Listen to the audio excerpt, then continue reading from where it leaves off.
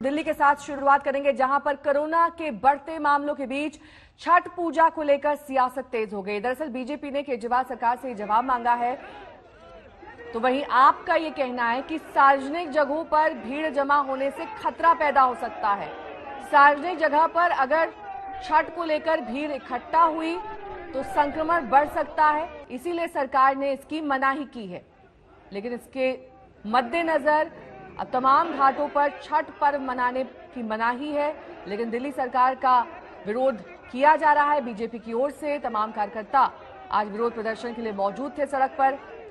तो एक तरफ सार्वजनिक जगहों पर छठ पूजा की इजाजत नहीं है, तो बीजेपी ने यह सवाल आपसे पूछा है कि छठ पूजा पर ही पाबंदी क्यों लगाई जा रही है। केजरीवाल के खिलाफ बीजेपी पूर्वांचल मोर्चा का यह प्रदर्शन, जिसकी तस्वीरें आप देख पा रहे हैं, पोस्टर और बैनर के साथ ये प्रदर्शन किया गया। वहीं साउथ एमसीडी ने कहा है कि इससे धार्मिक भावनाएं आहत हो रही हैं।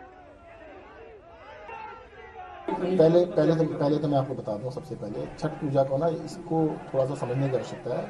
एक पॉन्ड में 50-100 लोग इकट्ठे खड़े होते हैं और पानी जैसे 50-100 में से अगर 5 लोग पॉजिटिव हैं तो 100 में से जो बाकी 95 वो भी पॉजिटिव हो जाएंगे, तो उसके फैलने का बहुत डर है। इसको देखते हैं, ऐसा नहीं होगा। देखो, लोग लॉ अबाइडिंग है और ये पॉलिटिकल पार्टी ही कर सकते हैं, बाकी कोई नहीं। कुछ उनकी साजिश है, थोड़ा वो उत्तर प्रदेश बिहार के लोगों से और खासतौर से अभी बिहार की जीत हार से थोड़ा नाराज है, इसलिए छठ पे आरोप अपना पूरा अटैक किए हैं।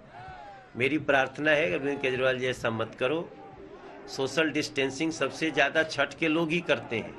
प्रसाद की शुद्धता भी वो मना ले जाते हैं, नहाए खाए से लेके और अंतिम अर्घ तक वो कैसे स्वच्छता होगी वो भी निभा लेते हैं। इनको छठ करने दो, ये लोग सोशल डिस्टेंसिंग के तहत ही करेंगे। ये सब राज्य सरकार के मामले हैं। हर राज्य सरकार को अपने तरीके से मैनेज करने का अधिकार है, वो मैनेज करे जैसे जिसको करना। केंद्र सरकार का इसमें कुछ मामला नहीं है। केंद्र सरकार वही बोलती है जहां केंद्र सरकार से मदद मांगी जाए या कुछ पूछा जाए। गवर्नमेंट के रूप में यही कहना चाहूँगा कि इस समय कोविड है और जिस तरह से हमने स्कूल बंद रखे हुए हैं, जिस तरह से हम और सारी चीज़ों को बंद रखे हुए हैं, शादी ब्याह में 50-50 लोगों की रेस्ट्रिक्शन तक लगी हुई है, वे बहुत सारे और फेस्टिवल्स हैं जिन पे रेस्ट्रिक्शंस लगी।